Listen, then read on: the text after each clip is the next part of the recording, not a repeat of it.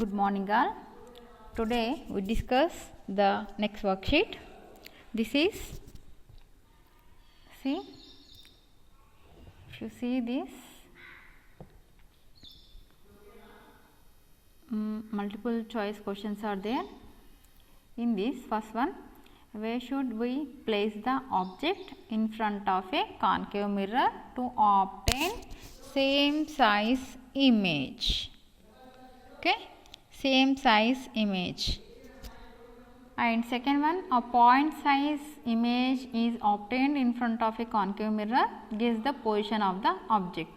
So here we have to guess the position of object and what is the size of the image, point size.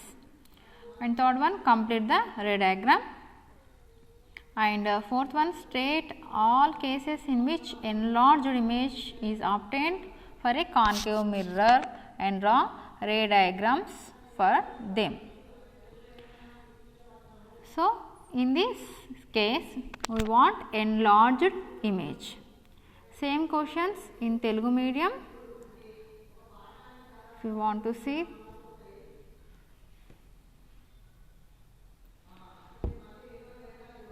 okay.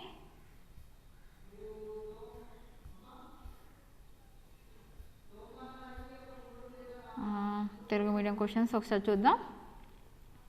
Telugu మీడియంలో కూడా చూడండి. First question, పుటాకార దర్పణం ద్వారా వస్తు పరిమాణంతో సమాన పరిమాణం గల నిజ ప్రతిబింబాన్ని పొందాలి అంటే వస్తువును పుటాకార దర్పణం ఎదురుగా ఎక్కడ ఉంచాలి?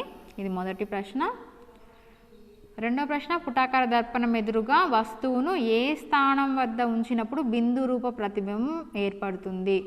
మనకి ఇక్కడ కావాల్సింది ఏమిటి? బిందు రూప ప్రతిబింబము. మూడవది, ఈ కింది పటాన్ని పూర్తి చేయమన్నాడు. అంటే వస్తువు ఎఫ్కి మరియు సికి మధ్య ఉన్నప్పుడు పూర్తి చేయాలి. ఇక నాలుగవది, పుటాకార దర్పణం ద్వారా వస్తు పరిమాణం కన్నా పెద్ద పరిమాణంలో ప్రతిబింబాలు ఏ ఏ సందర్భాలలో ఏర్పడతాయి? పుటాకార దర్పణం ద్వారా మనకి ఒకే ఒక సందర్భంలో పెద్దదైన ప్రతిబింబం ఏర్పడుతుంది. అది ఎక్కడో మనం ఇప్పుడు చూద్దాం. ఓకే, సో మొదటి ప్రశ్న, ఎక్కడ ఉంచినప్పుడు సమాన పరిమాణం ఉంటుంది? చూడండి, మీరు దీన్ని చూసినట్టయితే పుటాకార దర్పణాన్ని ఉంచాం. ఎక్కడ ఉంచాం? సి వద్ద. ఎక్కడ ఉంచాం మనం? సి దగ్గర. చూడండి, ఇది మన వస్తువు.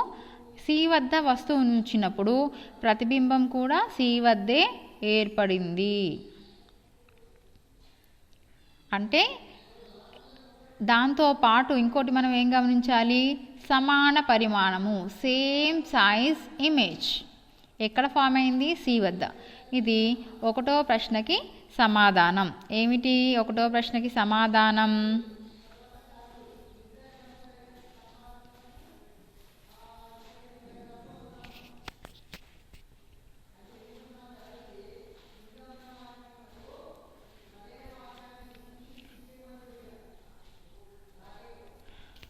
సో ఒకటో ప్రశ్నకి సమాధానం మనం ఏం చెప్తున్నాం?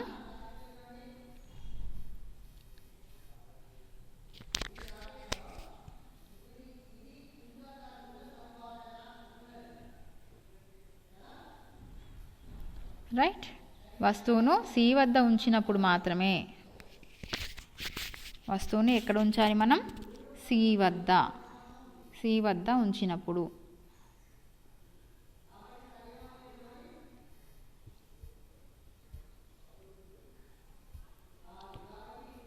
ఓకే, సో ఇక్కడ ఏమంటున్నాం? ఒకటో ప్రశ్నకి సమాధానం వస్తువుని సి వద్ద ఉంచినప్పుడు.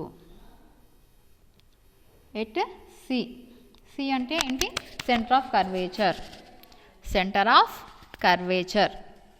సెంటర్ ఆఫ్ కర్వేచర్ వద్ద ఉంచినప్పుడు, సెంటర్ ఆఫ్ కర్వేచర్ వద్ద ఉంచినప్పుడు మాత్రమే సమాన పరిమాణం గల ప్రతిబింబం ఏర్పడుతుంది. ఇది ఒకటవ ప్రశ్న. ఓకే, ఇక రెండవ ప్రశ్న ఏమన్నాడు? పాయింట్ సైజ్, బిందు రూపము అన్నాడు. బిందు రూపం ఎప్పుడు ఏర్పడుతుంది మనం చూద్దాం.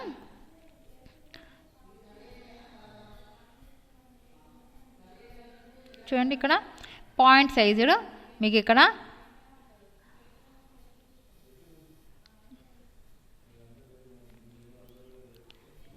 ఇక్కడ చూసినట్టయితే మీకు ప్రతిబింబము బిందు రూపంగా ఉంది, పాయింట్ సైజ్తో ఉంది. అంటే ఎక్కడ పెట్టినప్పుడు ఉంది? సింపుల్ కదా, ఎక్కడ పెట్టినప్పుడు ఉంది? వస్తువు ఎక్కడో అనంత దూరంలో ఉంది, అక్కడ నుంచి వచ్చిన ప్యారలల్ రేస్ ఈ రకంగా వచ్చినప్పుడు మనకి బిందు రూపంగా ఏర్పడుతుంది ప్రతిబింబము. కాబట్టి రెండవ ప్రశ్నకి సమాధానం మనం ఏం చెప్పొచ్చు?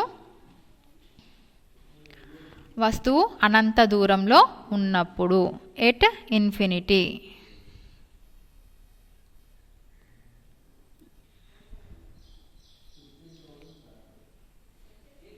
ఓకే, రెండో ప్రశ్నకి సమాధానం.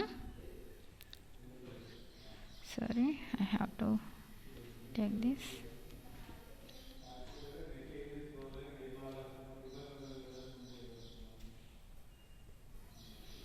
రెండో ప్రశ్నకి సమాధానం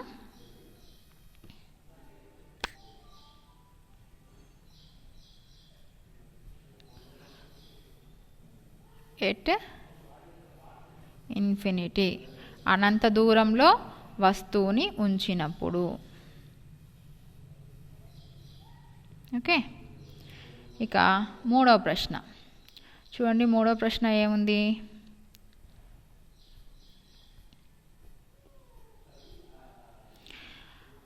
పటాన్ని పూర్తి చేయమన్నాడు.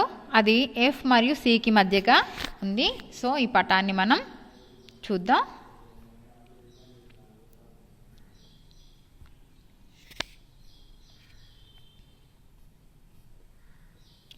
పటాన్ని మనం గీస్తున్నాం, పుటాకార దర్పణాన్ని గీసాం. దీంట్లో వస్తువుని ఎఫ్ మరియు సి మధ్య ఉంచాము. మొదటి కిరణము మనము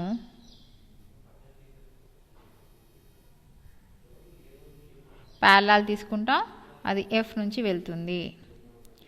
రెండవ కిరణము మనం ఎఫ్ నుంచి తీసుకుంటాం, అది ప్యారలల్గా వెళ్తుంది.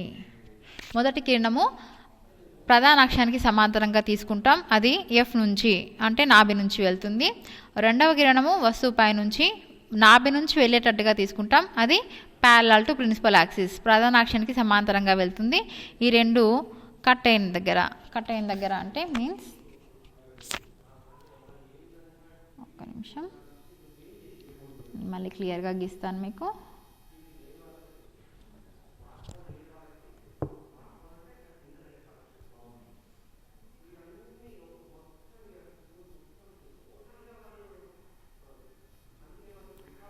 ఓకే,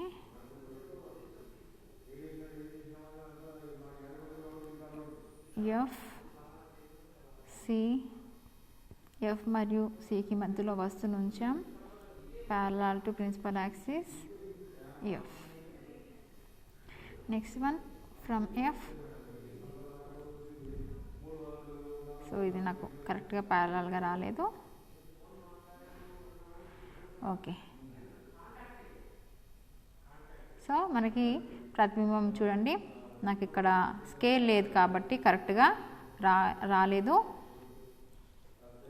మీరు స్కేల్ నుంచి మాత్రమే గీయమని అందుకే పదే పదే నేను చెప్తున్నాను. స్కేల్ నుంచి మాత్రమే గీసినప్పుడు ఇది కరెక్ట్గా మీకు వస్తుంది. సో మళ్ళీ ఒకసారి నేను ట్రై చేస్తాను. నాకు ఇది స్క్రీన్ కాబట్టి పర్ఫెక్ట్ లైన్స్ రావట్లేదు.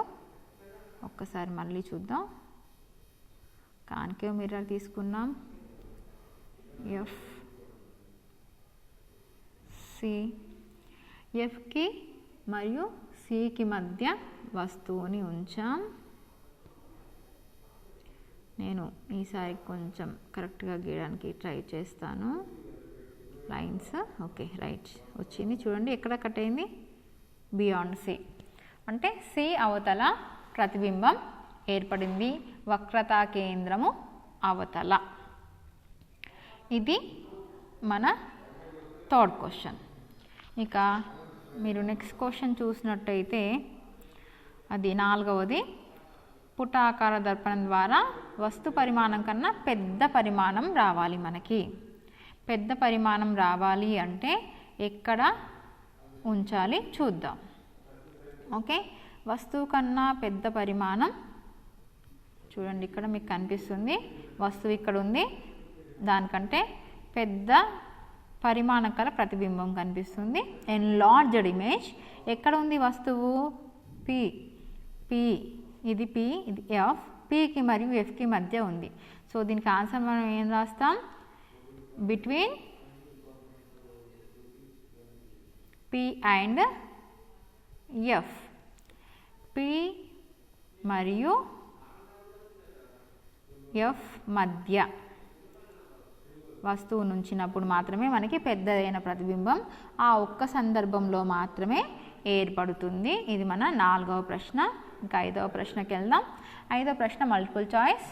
చూడండి, పుటాకార దర్పణంపై పతనమైన సమాంతర కిరణాలు పరావర్తనం చెందాక, అంటే ఇక్కడ మనకి పుటాకార దర్పణం ఉంది.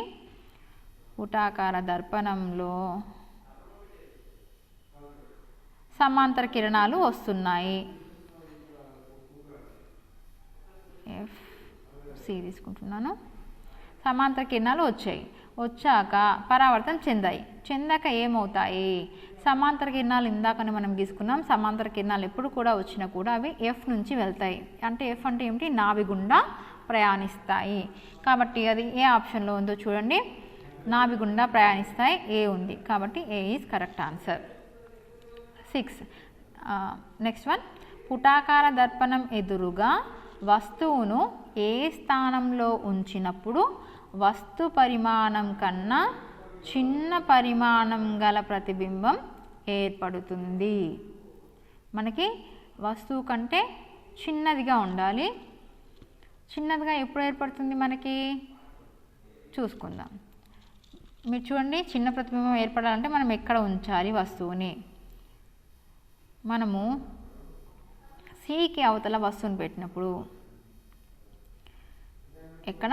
సికి అవతల వస్తువుని పెట్టినప్పుడు, సికి ఆవల వస్తువుని పెట్టినప్పుడు ఏమవుతుంది? సికి ఆవల వస్తువుని ఉంచినప్పుడు మనకి నాభి మరియు వక్రతా కేంద్రం అంటే ఈ మధ్యలో ఒక చిన్న ప్రతిబింబం ఏర్పడుతుంది. అంటే ఎక్కడ పెట్టాలి మనం? సికి అవతల. Next one.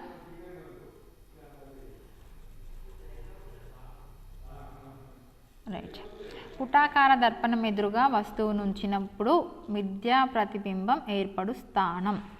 చూడండి, మనకి పుటాకార దర్పణంలో ఒకే ఒక సందర్భంలో మాత్రమే మిథ్యా ప్రతిబింబం ఏర్పడింది. మరి ఆ ప్రతిబింబం ఎక్కడ ఏర్పడింది? ఇందాకనే మనం చూసాం,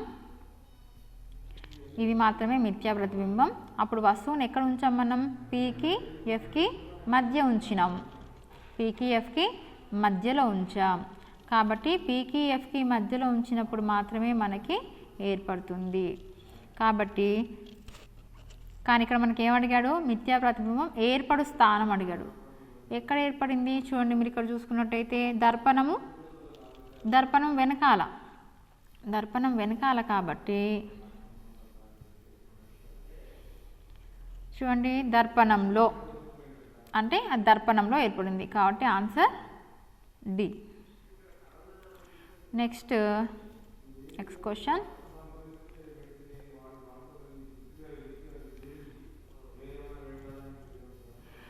లాస్ట్ క్వశ్చన్. పుటాకార దర్పణం ఎదురుగా నాభి వద్ద వస్తువును ఉంచినప్పుడు ప్రతిబింబ స్థానం. ఇందాకే మనం చూసాం, పుటాకార దర్పణం ఎదురుగా ఎక్కడ ఉంచాం? నాభి వద్ద ఉంచాం. ఓకే, ఇక్కడ నాభి వద్ద ఉంచాలి. మళ్ళీ ఒకసారి మనం గీస్తుద్దాం. సారీ. ఓకే, సో పుటాకార దర్పణం తీసుకున్నాం, వస్తువుని ఎక్కడ ఉంచాలి? నాభి వద్ద ఉంచాం. ఇప్పుడు మనం కిరణ చిత్రాన్ని గీద్దాం. సమాంతరంగా తీసుకున్నాం, ఎఫ్ నుంచి వెళ్తుంది. ఎఫ్ నుంచి వెళ్ళేది తీసుకోలేం కాబట్టి ఇక్కడ మనం సి నుంచి వెళ్ళేది తీసుకుంటాం. ఈ రెండు చూడండి, ప్యారలల్ టు ఈచ్ అదర్, సమాంతరంగా ఉన్నాయి. సమాంతరంగా ఉన్నాయంటే అర్థం ఏంటి? ప్రతిబింబం ఎక్కడ అసలు ఏర్పడలేదు లేదా అనంత దూరంలో ఏర్పడింది అని అర్థం. అంటే ఆన్సర్ బి. ఒక్కసారి ఇంగ్లీష్ మీడియంలో కూడా చూద్దాం ఇవి ఏమున్నాయో. So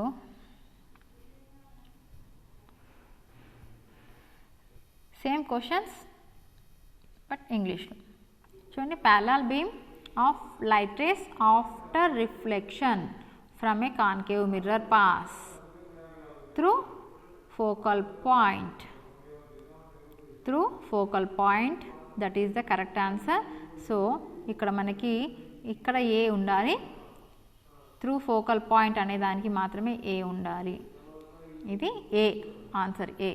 okay, next one, position of object to get smaller image. ఇందాక చెప్పుకున్నాం కదా, స్మాలర్ ఇమేజ్ చిన్న పరిమాణం కలది ఒకే ఒక్కసారి ఏర్పడుతుంది, అది కూడా ఎప్పుడు beyond C. So answer B is correct. Next one, for a concave mirror virtual image. Virtual image కూడా ఒకే ఒక్కసారి ఏర్పడుతుంది, అది కూడా ఎక్కడ ఏర్పడుతుంది, inside the mirror or behind the mirror అంటాం. So answer D. When object is placed at focus వద్ద, నాభి వద్ద ఉంచినప్పుడు ఇమేజ్ ఎక్కడ ఏర్పడుతుంది, at infinity distance. So answer B is correct. This is your worksheet. So మీకు అందరికీ అర్థమైందని అనుకుంటున్నాను. మళ్ళీ ఒకసారి ఇంకేమైనా డౌట్స్ ఉంటే మీరు కామెంట్ బాక్స్లో కామెంట్ చేయండి. I will clarify it. Share this video to your friends and like this video and subscribe.